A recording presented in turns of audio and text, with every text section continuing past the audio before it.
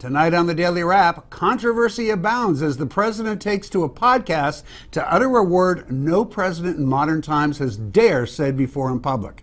Meanwhile, the battle rages over whether the Confederate battle flag should be flying on the grounds of the state capitol in South Carolina. Is this a case of respecting one's ancestors or simply thumbing a nose at the African American community? We'll discuss all that, plus potluck and yay or nay. This is the Daily Wrap, live from New York City.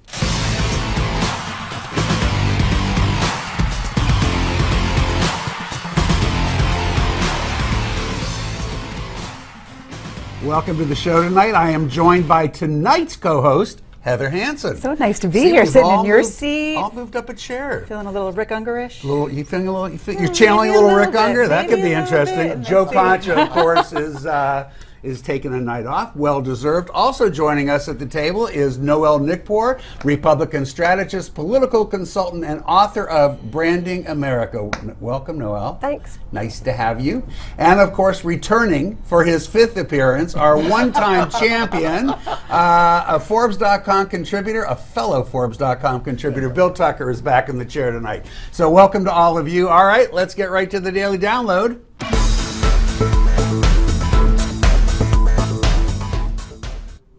Over the past year, race relations in America appear to have taken something of a downward turn. A new Gallup poll shows that Black Americans now rank race relations as the most important issue currently facing the country. While in that very same poll, it's revealed that white Americans consider dissatisfaction with government and the economy as the primary issues. With these opinions serving as a backdrop, stand-up comedian and popular podcaster Marc Maron sat down with President Obama this weekend to get his take on race in America, with results that were somewhat unexpected. Racism, we are not cured of, clearly, and it's not just a matter of it not being polite to say nigger in public. Like, that's not the measure of whether racism still exists or not. It's not just a matter of overt discrimination. Societies don't overnight completely erase everything that happened 200 to 300 years prior.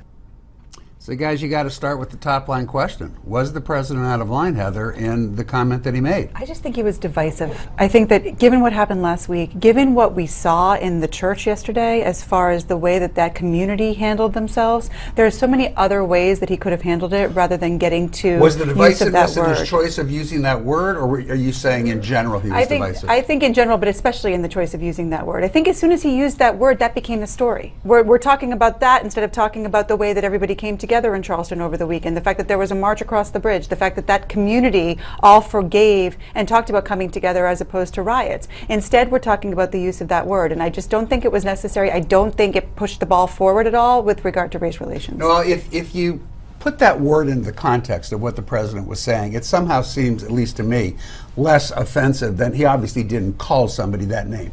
But I do have to agree with Heather. It did put us into a whole different direction in the conversation. My question for you is it going in that direction because it's being pushed that way by the very same people who have a problem when the president says good morning? No matter what he says, they have a problem. Or is there really something to this? I don't really think anyone liked it. I mean, I don't see Democrats or Republicans or whites or blacks. I don't think anyone likes the word or really approved of him using the word. I think that it was just a faux pas. I don't really think that. Do you think it was a faux pas? Don't you imagine that if the president was going to use that word, he thought about it first? Well, I mean, it's nothing for him to say the N-word. You know, the N-word. We all know, but we all know what it means. If he would have just said the N-word instead of saying what the word was. What? Come on. I mean, like if somebody says, what if he wants to really say something and go, you know, the F-bomb or the F whatever? Does he need to really say it to get the point across? We get the point. We understand, you know, what it was like or whatever. You don't need to actually label it. Get on. All right, so Bill, here's my question. We complain a great deal from both sides about politicians never really saying what's on their mind. Now the president steps up and he very clearly said what was on his mind. Are we wrong to criticize him for it, or are we looking at a president who's liberated by the fact that he's only got a year and a half to go and he's going to speak his mind? I have no problems with him using that word. They're his words. I have a problem with the speech. I agree with Heather in terms if I were going to speak on this, I would speak in a different direction. There's so many other things you can talk about. But he was making a point, and he made it strongly, and he made it clearly, and I happen to agree with his point that he was making. And if he'd have said N-word, but if he'd said N-word, what are you going to think? You're thinking the same word I'm thinking anyway. the same word, but you don't have to say it. Come on, we live in an era right now where we're so PC, we're so sterile, Exactly. and Yeah, but you're he's one of usually the against ones. the PC. I mean, that's what's kind of interesting No, I'm about not, this. The you know. people who always say liberals are too PC, and you're often right about that, by the way. Now you're kind of going all PC. He's the one doing it. You know, he's the one that's wanting it. You know, a lot of Democrats, a lot of liberals are very hypersensitive on being PC. So you would think if a Republican would have said that, if a candidate, Jeb Bush, on a radio interview, can you imagine what would be going on right now? That's kind of fair, Heather. I mean, I got to tell you, it's not just Republicans who tend to criticize the president who are making a big fuss. I have heard no shortage of black Democrats on television today, also not happy about it. Well, there's always been this debate. I mean, back when Oprah was on, she would talk about this all the time as to whether or not African American people are allowed to say that word or should be saying that word, or whether it advances what we want to have happen here. But it's not only is it decisive, but it's a distraction. Rather than talking about race relations and how we feel about each other and why we feel that way and how can we feel better and how can we discuss it better, we're talking about a word. And while words have meaning and they can be symbols, I think that it takes away from the conversation. Is the other side of this that at least he's got us talking about it? No, because come before on. this, we weren't Oh, come having on. any We've been kind talking of a about it in conversation. Baltimore. We've been talking about it in Cleveland. We've been talking about it, And Rick. the conversation has improved since Charleston, I think. I think that when you saw these people come together, and the people that were walking on that bridge on Sunday night, for those of you that don't know, there was a walk of unity across a bridge in Charleston on Sunday night. Thousands of people walked across together. The conversation has improved until this. Interesting. So Mike Marone, I almost called him moron. You think that was a Freudian slip of some sort? While Mr. Marin wasn't the only comedian with something to say about the state of race relations in America, comedian Bill Maher took on the South Carolina shooting and racism on his show Friday night, blaming conservative news outlets for Dylann Roof's actions. We can never know why someone snaps, but I bet you I know where he got his news. Yeah. I mean,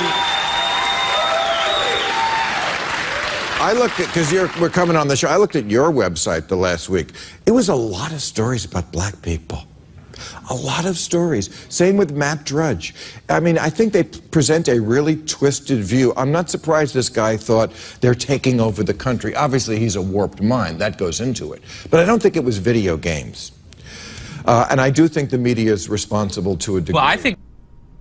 Noel Nickbar, does Bill Maher have a point, or was that completely unfair? Bill Maher, my God, really? I mean, he really stretched on that. Bill Maher really he's a lovely fella. stretched. His tone's usually so nice. I don't dislike Bill Maher. I mean, he's in the media gig, and we all poke fun at each other and whatnot. But I've got to tell you, that's absurd. It's far-reaching to say that that any of the news outlets or any of the websites. Come on, you don't believe that. Believe it or not, I agree with you. I don't think it's fair to lay, behavior like that, which was simply silly. Racist, evil, in my opinion, terrorist behavior, you cannot lay that at the feet of any news Sicko organization. And it's ridiculous. You don't hear him saying the same thing about more liberal media outlets driving the riots or driving any of the things that happen on that No, I side. didn't It hear him is say that. That's absolutely right. ridiculous that he would take that opportunity. Bill, you But this is disagree, an right? opportunity. I totally agree with Bill Maher. I think he's a wonderful fellow. I think he will say anything, do anything to get people talking about his program, and here we are talking about his program, so more people will watch it on HBO. Yeah, I got to say, despite whatever side you may represent, I think those kinds of comments are out of line.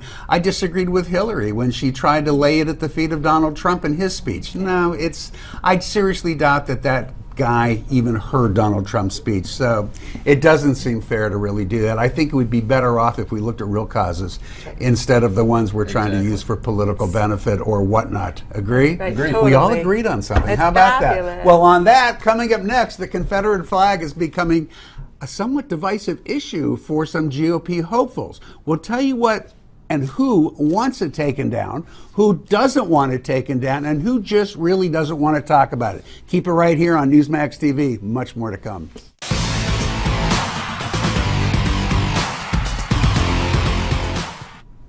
And welcome back to the Daily Wrap. I'm Rick Unger, joined by my co-host for the evening, Heather Hansen, also filling out the panel, Noel Nickpour and Bill Tucker. Welcome, guys. Nice to have you here tonight. Thanks. In the wake of the tragic shooting in South Carolina, the question which appears to have garnered the most attention is whether or not the Confederate battle flag currently being flown on the Capitol grounds of the state should be removed once and for all. While Democratic candidates for president moved fairly quickly to call for its removal, Republican candidates have been a bit slower to the punch. Interestingly, it took former Massachusetts governor and 2012 GOP presidential candidate Mitt Romney to get the ball rolling with his party. In a tweet, Romney implored, "Take down the Confederate flag at the South Carolina Capitol. To many, it is a symbol of racial hatred. Remove it now to honor Charleston victims."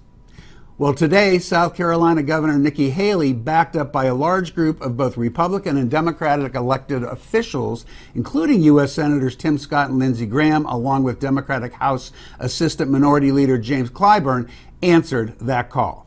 15 years ago, after much contentious debate, South Carolina came together in a bipartisan way to move the flag from atop the Capitol dome. Today, we are here in a moment of unity in our state, without ill will, to say it's time to move the flag from the Capitol grounds.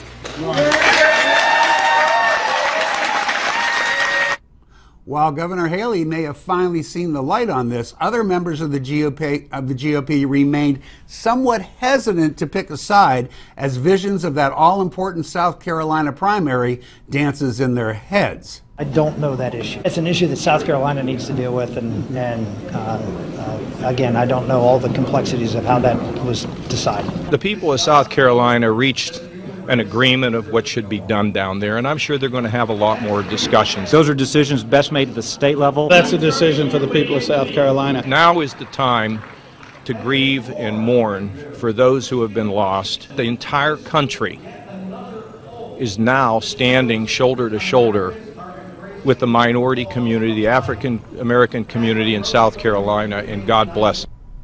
So, Heather, let's get to the issue. Now, I understand that there are people in South Carolina who view that flag as a memorial to ancestors who may have fought and died in the Civil War.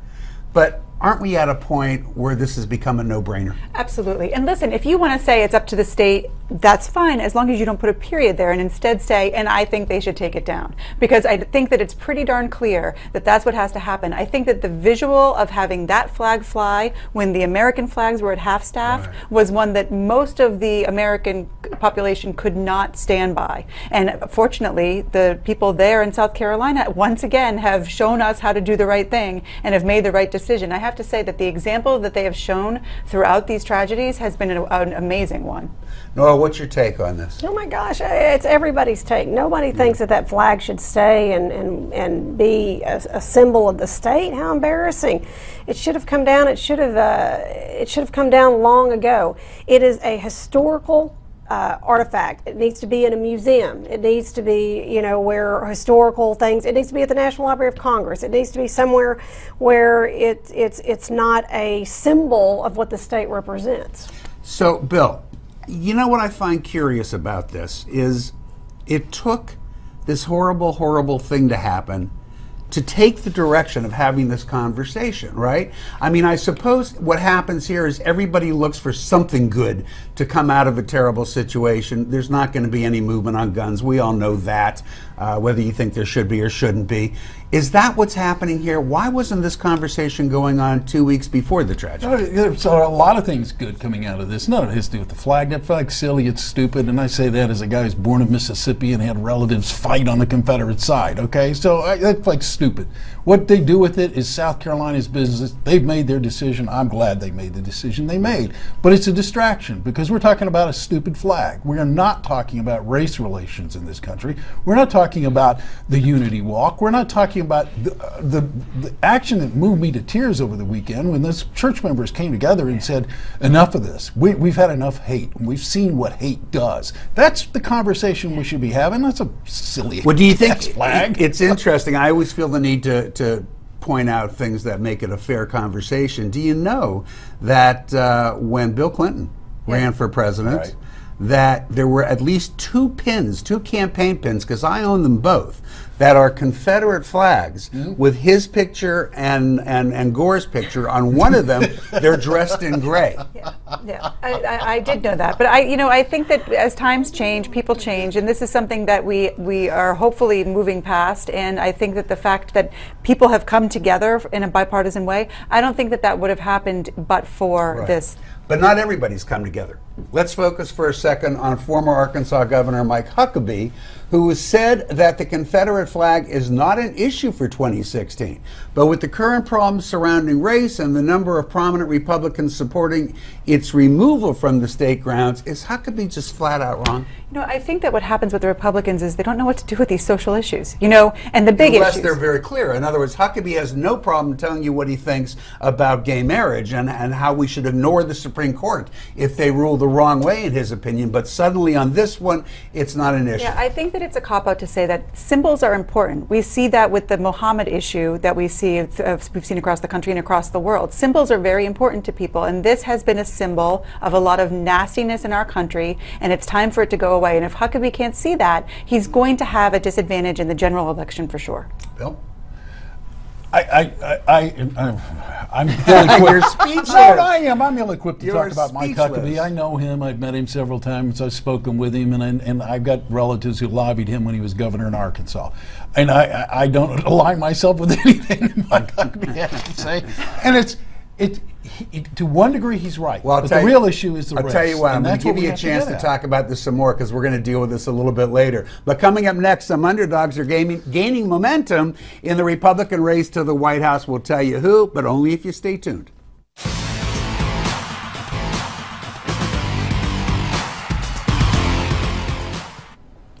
Welcome back to The Wrap. Now, before we get started again, I do want to remind you that Newsmax wants to send one lucky couple on a 7-day Silver Sea cruise to the Caribbean this winter, and it could be you.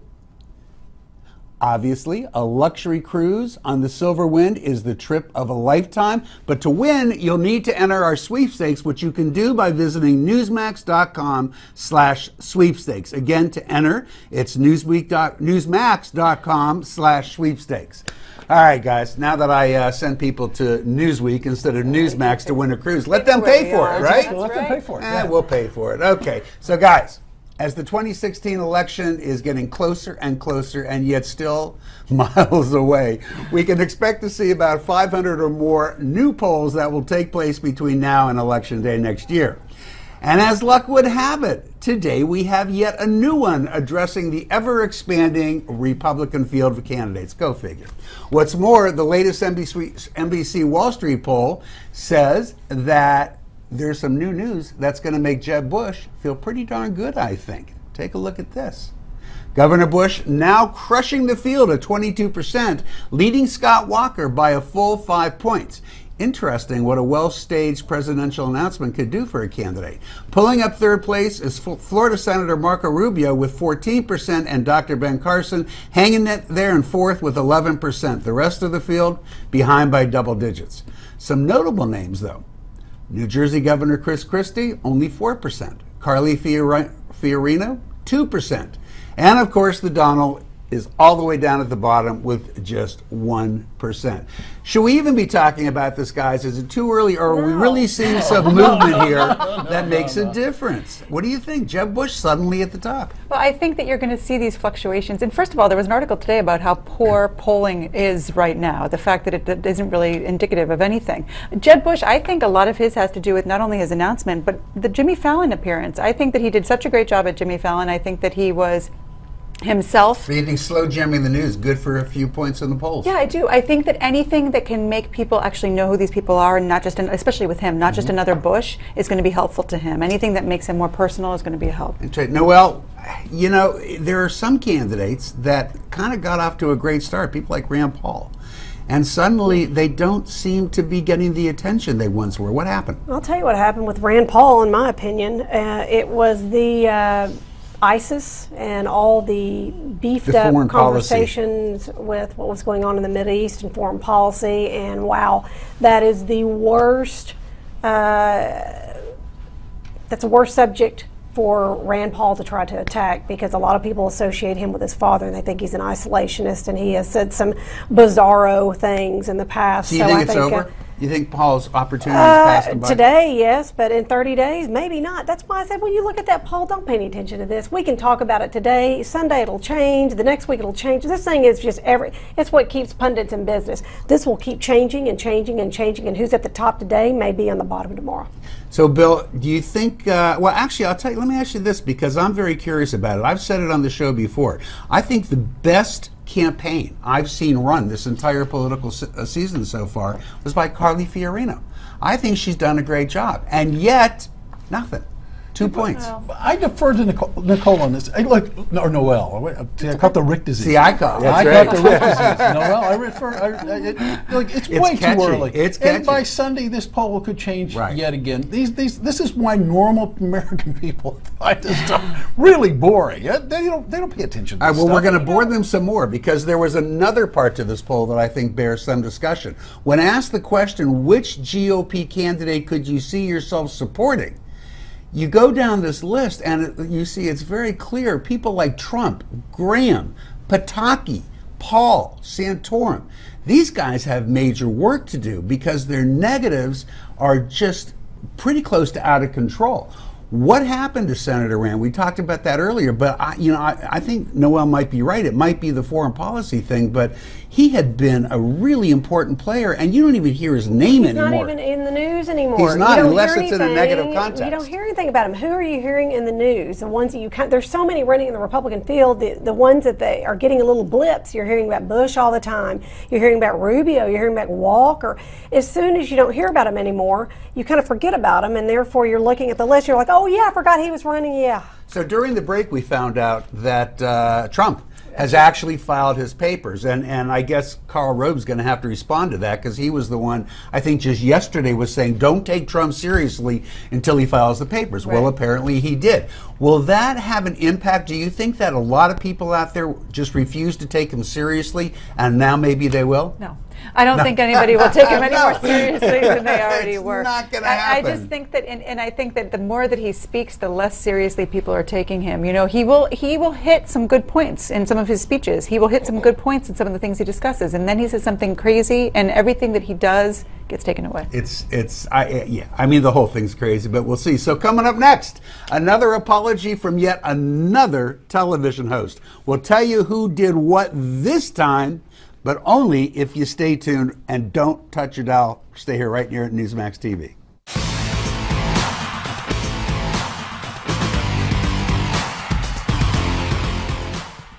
And welcome back to the Daily Wrap. Meet the Press host, Chuck Todd, under fire today after airing a package Sunday featuring 3 prisoners in New York's infamous Sing Sing Correctional Facility giving advice to their 12-year-old selves. In his introduction, Todd explains that the purpose of the package is to provide a different perspective on gun violence, not the gun laws or even the victims or their families, but rather that of the shooter, him or herself. What Todd failed to mention, however, was the recent events in Charleston, South Carolina, and that all 3 of the prisoners featured in the package happened to be African American. There was a media backlash and cries of outright racism, so much so that Todd recorded a second, different introduction for the package in a version of the show that aired later in the day, a version that included the following disclaimer. The circumstances you are about to see are very different from the racist violence in Charleston. In this case, the inmates are African American that you'll hear from. But their lessons remain important. We simply ask that you look at this as a colorblind issue that's simply about gun violence. Todd even posted a message on the Meet the Press website that read, "The original decision to air this segment was made before Wednesday's massacre. However, the staff and I had an internal debate about whether to show it at all this week. We decided against delaying the segment because we wanted to show multiple sides of what gun violence does in this country. We thought the issue of gun violence in our culture and society was an important conversation to continue, too important to put off for another week. The consequences of gun violence should not be hidden."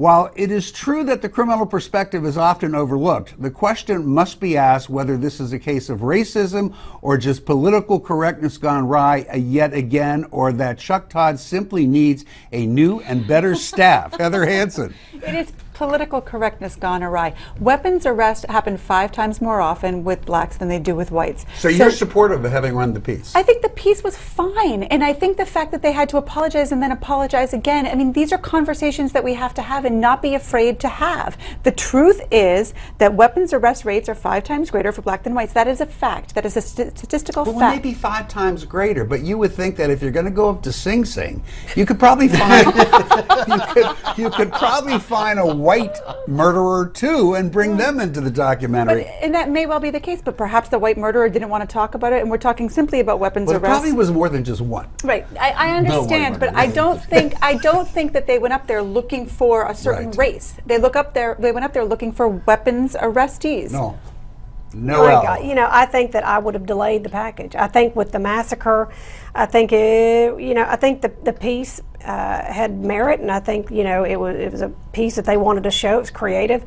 I think given what's going on right now, I think I would have just delayed the piece. That's all you had to do. Bill, with the sides dividing up, those who were for gun regulation, those who were against any gun regulation, as they naturally do, they tend to divide up after these events take place because everybody's either pursuing their point or on guard protecting their position, right?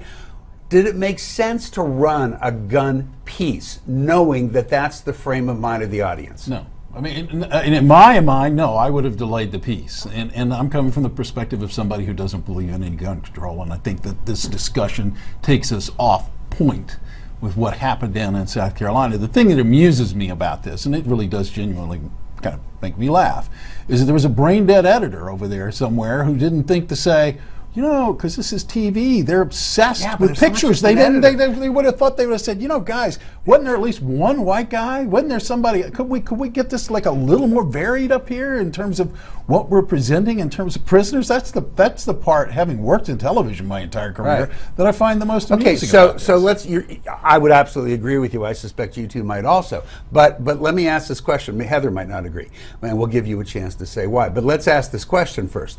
Assuming the editor missed it, okay? Yeah. Given the weekend that it was, to Noel's point, there's an executive producer, there are line producers, there's Chuck Todd himself. There's a lot of people who might have looked at this and said, this could be a problem. But there's always going to be a problem. And why are you looking on TV and looking for what color people are we going to present, rather who has the best story? If I was a producer editing a show, I would want to put up the 3 people who had the best story. I don't care if they're white, red, black, or yellow. I take that point. I mean, basically, you're taking less of a racist point of view than maybe some of the people who are complaining are. Right, and that's the problem. Like, it doesn't have to, this idea that we always have to be, there has to be the same race. If it had been 3 white people, I don't know that anyone would have objected. You want the best story. I don't think TV, I don't think the media, I don't think politics, I don't think it should be about who is what color, who has the best story. Last word, I don't think anyone would have really even noticed or said anything about this piece if it wasn't during the high. You think it would have passed unnoticed? It would have been like, great, Chuck Todd did this, how creative, bye-bye. Yeah, I kind of wonder, you could very well be right, and we'll never know, but I do kind of wonder about that if you're doing a piece on shooters, on murders, and they're all black. But as you said, we'll never know. Coming up next, it's potluck time. This is the Daily Wrap. We don't want you to go anywhere, because what we've coming up next, we got Bill, we got me, and we're going back into the Confederacy. Stay with us.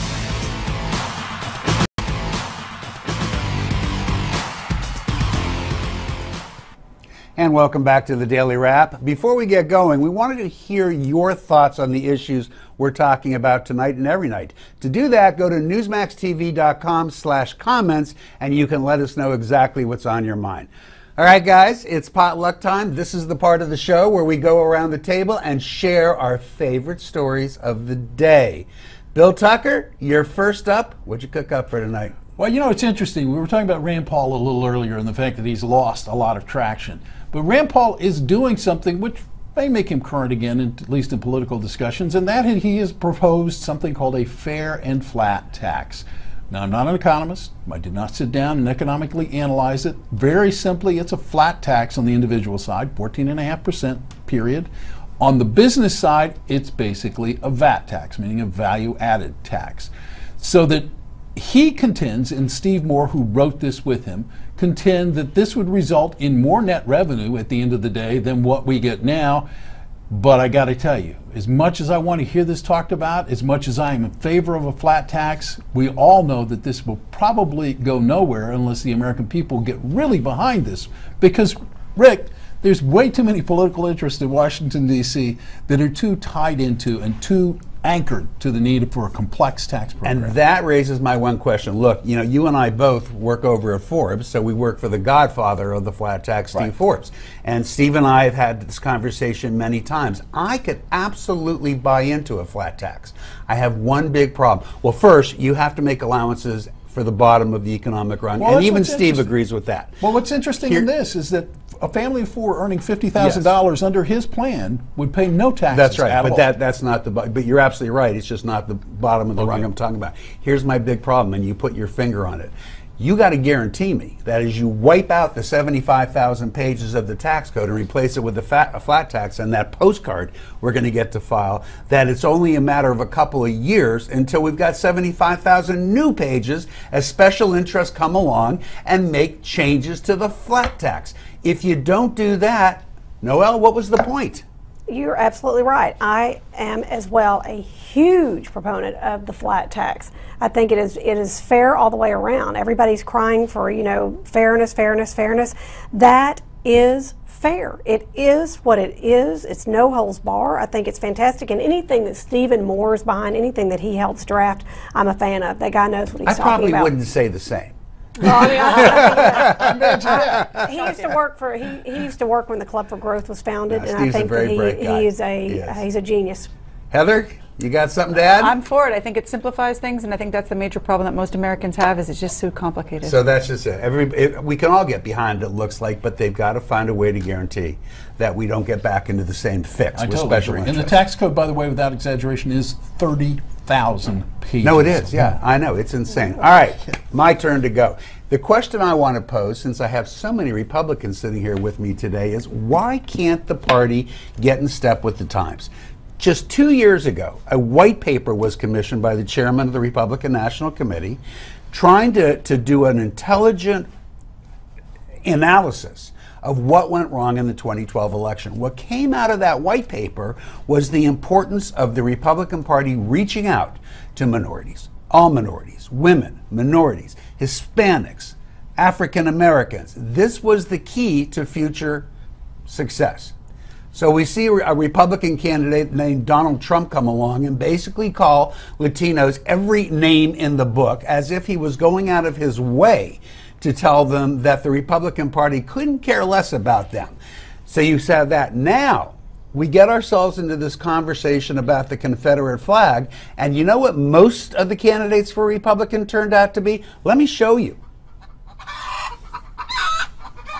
All those faces that you see there were all people, including Mr. Straight Talk himself, Donald Trump, who either refused to take a position, or in the case of Santorum, in the case of Scott Walker's really my favorite because he was completely staying out of it until Nikki Haley today said, no, we're going to go and try and get rid of this. Then he was like, oh yeah, that's the right thing to do. Is this really the kind of candidates that you want? Only Jeb Bush had the guts early on to come out and say this is wrong, and good for Jeb Bush.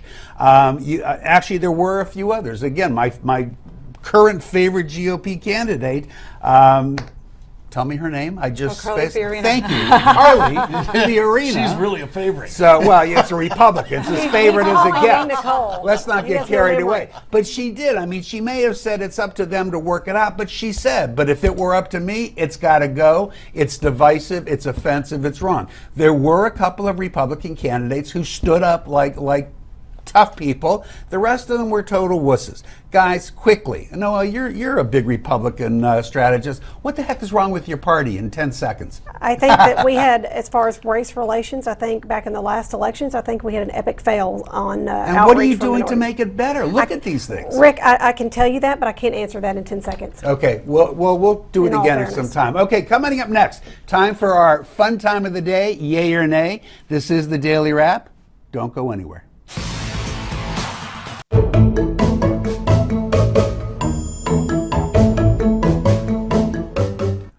It's that time again. Welcome back to the Daily Wrap. And of course, I mean yay or nay. First up, a volunteer firefighter in Texas lost his job after showing his support for the gunman responsible for the deaths of the 9 people in the church massacre in Charleston last Thursday.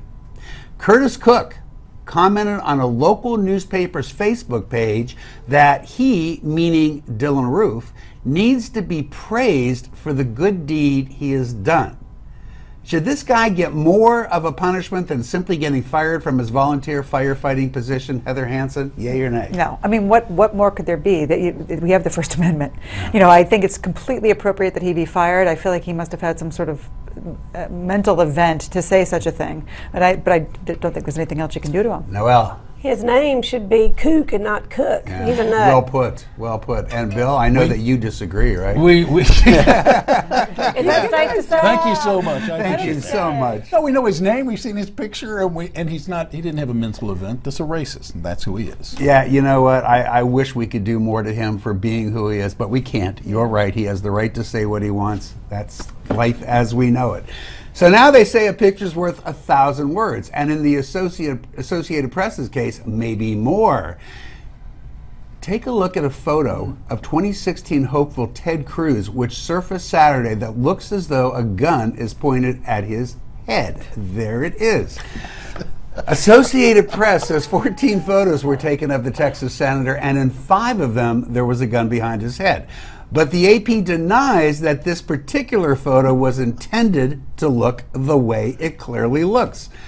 Heather, are you buying this, or was it really just a mistake? I could see it being a mistake, but I do think that sometimes people get a kick out of doing little, being cute. Right, exactly, and not thinking anyone will catch it, and everybody caught that. So. Noelle Nickbor. When I saw it, I wanted to go, don't do it, Senator Cruz. It's not worth it. William? No, that was not a mistake. There was a photo editor that looked at that picture. Are you kidding me? I actually think it was a mistake only because it's so obvious. Anybody who thought that anybody would miss it was smoking something. It was so obvious that it's the kind of thing that can get a photo editor fired. Smoking gun. So I have a feeling, oh, cute, smoking gun. I have a feeling that it wasn't a mistake, but I suspect we will never know the truth. So we move on to a new Gallup poll out today that shows that while Americans are more than willing to elect a Catholic, a Hispanic, a gay, even a Muslim president, we are extremely hesitant when it comes to electing a socialist. Thank God. The top qualities for president were 93% Catholic, 92% female or black, 91% Hispanic, and then way down there at the bottom of the list, right under atheist, is socialist, with 50% of Americans saying they would not elect a socialist president. I should point out, though, that means that 50% would elect a socialist president, which means that maybe Bernie is in a little better shape than we give him credit for. Is this shocking news to you, Heather? Not at all. I think the American people are smart, and they know what's going on, and they're doing the right thing. Noelle Nickbor. Socialism down. Socialism down. But are you a little bit surprised that it would rank below atheist, which is apparently a big deal to people in the country? I mean, who did this? Who participated in the survey? What were these people doing? On a Friday night at a club? I mean, what was going on? William? No, it's not shocking at all. Not shocking at all. But the fact that 50% would. Well, I was going to say, that to me is the more shocking part, is that there were 50% of the people who said they would vote for a socialist. And especially with this whole conversation with Greece being in the headlines every newspaper, you would think people would be all right, let's speed through this last one as time is evaporating. Finally, General Mills is removing artificial coloring and flavoring from its entire line of classic cereals. Lucky Charms, Trix, Cocoa Puffs and replacing the coloring with, get this, fruits and vegetables. Will kids go cuckoo for Cocoa Puffs if it's made out of vegetables? Quickly, Heather. Kids won't and I won't. I like Lucky Charms. I'd eat it. I'd eat anything with sugar. I don't care. You don't care. It's okay as long as it's there's all sugar. good. It's all good. Yeah, I agree. If it's got sugar, just got milk on it. I don't know if they can't make tricks without the right colors. I'm out, man. It's just not cool. All right, everybody, that's all the time we have. Thanks for joining us. I'm Rick Unger. Newsmax Prime's coming up next with J.D. Hayward. Don't move a muscle.